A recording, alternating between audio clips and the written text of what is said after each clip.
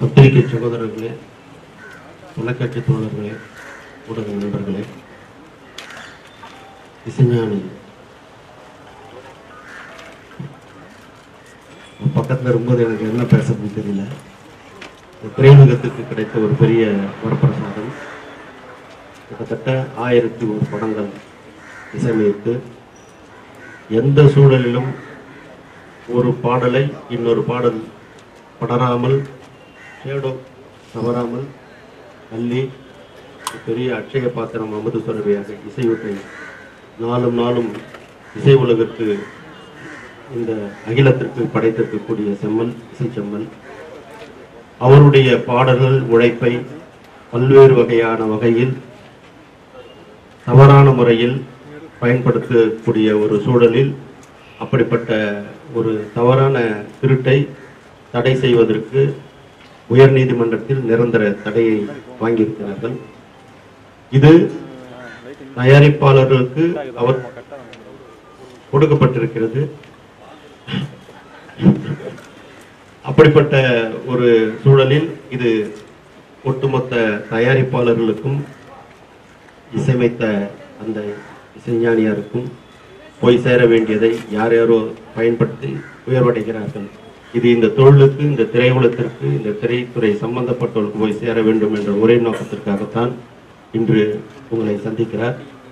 அவர் வழியாக நீங்கள் செய்தியை வாங்கி நமது ஊடகத்தின் வழியாக, பத்திரிகை வாயிலாக தெரிவித்து இந்த திரையுலகத்தை காத்திட தங்கள் ஒத்துழைப்பை மேலாக நல்கி அவரை பேசுமாறு பணிக்கிறேன்.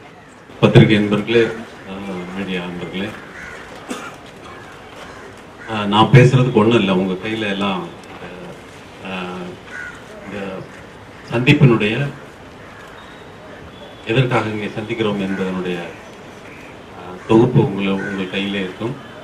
அது விஷயமாகத்தான் இதுவரை எத்தனையோ பேர்களை உருவாக்கி இருக்கின்ற என் இசை, அதனுடைய பலாபலன்கள், அதை பற்றி நான் கவலைப்படாமல் இருந்த காரணத்தினால்தான் எனக்கு இசை என்னிடத்தில் வந்ததே தவிர அதில் என் கவனம் போயிருந்தால் ஒருவேளை இசை வராமலே போயிருந்திருக்கலாம். ஆனால் ஒரு நியாயமான முறையிலே எவனோ ஒருவன் தெருவிலே போய் கொண்டிருந்தவன், பசிக்கிறது, எனக்கு சாப்பிடுவதற்கு கூட கையில் காசு இல்லை, என்னுடைய மனைவி கூட என்னை மதிக்க மாட்டேன் என்கிறாள்,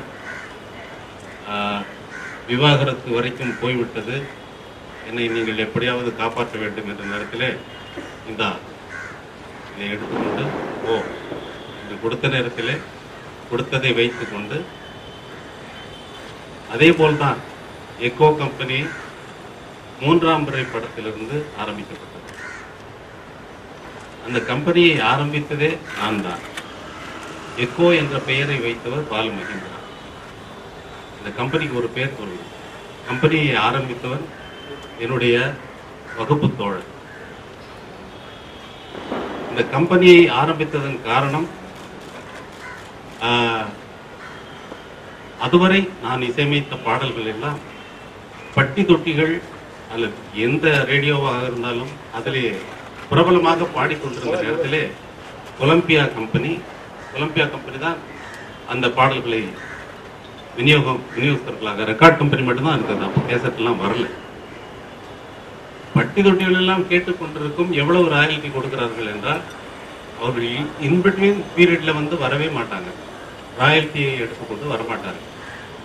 ஒரு கம்பெனி, இப்போது அன்னக்கிளி கம்பெனி படம் எல்லாம் ஃபுல்லா கம்ப்ளீட்டா ஒரு அந்த பீரியட்ல வேற எந்த படத்தினுடைய பாடல்களுமே கேட்கவில்லை, எங்குமே கேட்கப்படவில்லை. எம்ஜிஆர் படம் இருந்தது, சிவாஜி படம் இருந்தது, இன்னும் ஜெய்சங்கர் படம், மற்ற ரவிச்சந்திரன் படம், நிறைய படங்கள் ரிலீஸ் ஆகியிருந்தாலும் கூட பாடல்கள் பாப்புலரானது எந்த பாடல்களுமே எங்கேயுமே கேட்கப்படவில்லை. அப்படிப்பட்ட ஒரு பாடலுக்கு ரெக்கார்டிங் ராயல்டி ப்ரொடியூசருக்கு கொடுக்க வேண்டியது, அக்ரிமெண்ட்டுங்கிறது 5 வருஷம் தான். அந்த நேரத்தில் அந்த நேரத்தில் இல்லை, எந்த ஆடியோ கம்பெனியினுடைய அக்ரிமெண்ட்டும் 5 வருஷத்துக்கு மேலே அவங்க ரினியூவல் பண்ணணும். ரினியூவல் பண்ணணும்னா செல்லாத அக்ரிமெண்ட்டை வச்சுக்கிட்டு அடிச்சு வச்சுட்டு சுற்றிட்டு வராங்க. இப்போ இந்த அன்னக்கிளி படம் பாப்புலர் ஆனதுக்கப்புறம் இது அன்னக்கிளி ப்ரொடியூசர் வேற ஏதாவது பூஜை போடுறாருன்னா அந்த பூஜைக்கு ஒரு 10,000 ரூபாய் செக்கை எடுத்து கொண்டு வந்து கண்ணன் என்பவர் தான் இந்த கொலம்பியா கம்பெனியில இருந்தால் அவர் கொண்டு வந்து ப்ரொடியூசர் கையில் கொடுத்துட்டு அடுத்த படத்தினுடைய கான்ட்ராக்ட்ல சைன் வாங்குவார். ஏன்னா அந்த படத்துக்கு அட்வான்ஸ் கொடுக்குற மாதிரி ஒரு எண்ணத்தை அவருக்கு தோற்றுவிக்க வேண்டும். ஸோ இந்த மாதிரியே போயிட்டு இருந்தது. எனக்கு ஒரு ஒரு வகையிலும் திருப்தி இல்லை. எவ்வளவு ராயல்ட்டி கொடுத்தாங்கன்னு கேட்பேன். எனக்கு சம்பளம் ரொம்ப கம்மி தான், 5,000 ரூபாய் வாங்கிட்டேன். 5,000 ரூபாய் கொடுப்பாங்க, வாங்கிக்கிறதுனா இல்லை, என்ன கொடுத்தாங்களோ அதை வாங்கிட்டு நான் வேலை செய்யணும், அவ்வளோதான். இளமை ஊஞ்சல் ஆடுகிறது படம் வந்தது. எவ்வளவு ராயல்ட்டி வந்தது? படம் எடுத்து அடுத்த படம் ஸ்டார்ட் பண்ணிட்டாங்க. அடுத்த படத்துக்கு நாங்கள் கம்போசிங் பண்ணிட்டு இருக்கோம். எவ்வளவு ராயல்ட்டி வந்ததுன்னு கேட்டால் இன்னும் வரவே இல்லையே. அடுத்த படம் ஆரம்பிக்கிறப்போ அதே மாதிரி 10,000 ரூபாய் கொண்டு வந்துருக்காங்க. பார்த்தே எனக்கு ரொம்ப கஷ்டமாக இருக்குது. ராயல்ட்டி வரமாட்டேங்குதுன்னு சொல்லிட்டு அப்புறம் வந்து ப்ரொடியூசரோட நான் என்ன சொன்னாலும் ப்ரொடியூசர் செய்வதற்கு தயாராக இருந்த காரணத்தால் என்னுடைய வகுப்பு தோழனை வைத்து எக்கோ என்ற கம்பெனியை ஆரம்பித்து ப்ரொடியூசர்களுக்கு ராயல்ட்டி போய் சேர வேண்டும் என்ற நோக்கத்திற்காக ஆரம்பித்தது. அது மட்டும் ஞாபகம். அதற்காகவே ரெக்கார்டு கம்பெனி ஆரம்பித்தது. பின்னால் அந்த இதில் வந்து என்னுடைய பங்கும் சேர்வதனால் ப்ரொடியூசருக்கு இருவரும் சமமாக பகிர்ந்து கொள்வோம் என்ற ஒரு திட்டத்தை கொண்டு வந்தோம். இதை முறைகேடாக இந்த கம்பெனிகள் பயன்படுத்துவதால் இது வழக்கு தொடராமல் வழிக்கு வராது என்று வழக்கு தொடர்ந்து வழக்கிலே சரியான நீதிமன்றத்தின் உத்தரவின் பிரகாரம் 5 இந்த இது அவர் கொடுத்த தீர்ப்புனால, இந்த நீதிபதி கொடுத்த தீர்ப்புனால, ஹைகோர்ட் கொடுத்த தீர்ப்புனால அவர்களுக்கு இனிமேல் இந்த என்னுடைய பாடல்களை முறைகேடாக அவர்கள் பயன்படுத்தக்கூடாது, வைக்கக்கூடாது, எந்த மீடியாவிலும் வைக்கக்கூடாது என்று தடை விதிக்கிறது. இதனுடைய ஹிஸ்டரியை நான் உங்களுக்கு சொன்னா தான் இதனுடைய ஆழம் வந்து உங்களுக்கு புரியுங்கிறதுக்காக நான் ஏன் எக்கோ கம்பெனியா என்னுடைய அனுமதியின் காரணமாகத்தான் எக்கோ கம்பெனி வந்தது, பாலிடார் வந்தது, இன்ட்ரிகோ வந்தது, ஏகநாத் வீடியோ வந்தது, அப்புறம் சங்கீதா வந்தது. இத்தனை கம்பெனிகள் வந்திருக்கின்றன.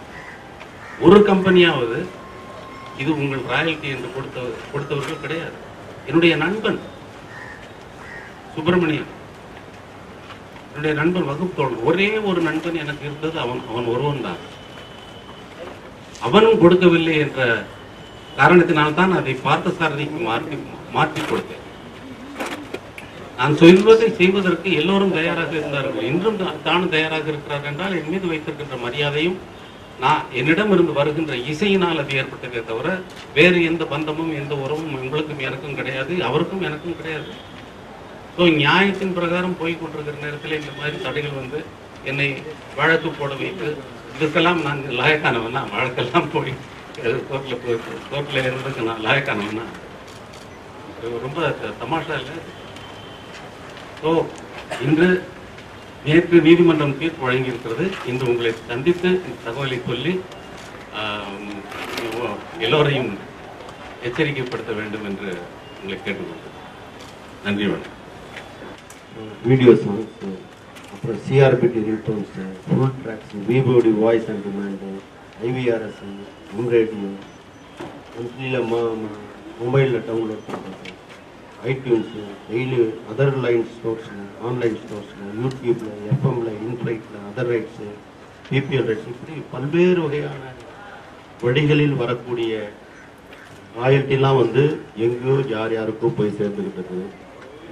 இதை வந்து நீங்கள் இதை வந்து முறையாக இனி யாராக இருந்தாலும் தயாரிப்பாளர் சங்கத்தின் மூலமாக இவருடைய ஒப்புதலோடு உரிமை பெற்றக்கூடியவர்களுக்கு தான் இனி அவர்கள் பயன்படுத்த முடியுமே தவிர மீறி பயன்படுத்தினால் சட்டப்படி நடவடிக்கை கண்டிப்பாக எடுத்து கடுமையான தண்டனைக்குள்ளாகக்கூடிய சூழலுக்கு அவர்கள் தள்ளப்படுவார்கள்.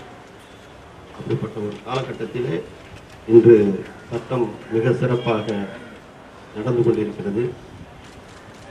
இன்றிலிருந்து ஆடியோ சிடி யாருக்குமே உரிமை கிடையாது. இங்கே இவரை தவிர யாருக்கும் நாங்கள் தரவில்லை. அப்படிப்பட்ட சூழலில் யாராவது இருந்தால் கண்டிப்பாக அதனுடைய விளைவுகளை அவர்கள் சந்திக்க வேண்டிய சூழலில் இருக்கும்.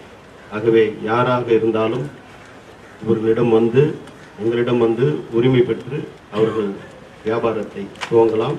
அதற்குரிய நிகழ்வு நடப்புகள் நாளை முதல் இன்று முதலே அது துவங்கப்படும் தயாரிப்பாளர் சங்கத்தின் மூலமாக. இது போக இன்று இது முடிந்தவுடன் நாங்கள் வந்து காவல்துறையிடம் சென்று பல நிகழ்வுகளை சொல்லி நேற்றைய தினம் கிட்டத்தட்ட ஒரு 50 லட்சம் வேல்யூ உள்ள ஒரு குடோனை கைப்பற்றி இருக்கிறோம். அதுவும் காவல்துறை மூலமாக கையகப்படுத்தி சட்டத்தின் மூலமாக அது நல்ல முறையில் தயாரிப்பு சங்கத்தின் மூலமாக விநியோகிக்கப்படும்.